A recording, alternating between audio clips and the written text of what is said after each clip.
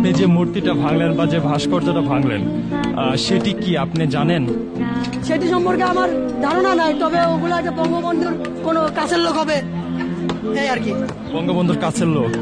আপনি আপনি আপনি পড়াশোনা করেছেন? হ্যাঁ, আমি করছি ইন্টার সেকেন্ড ইয়ার। জি। যে ইন্টার সেকেন্ড ইয়ারের পর অবধি আপনি দেখেননি কখনো কোন আদলে এটি তৈরি করা হয়েছে?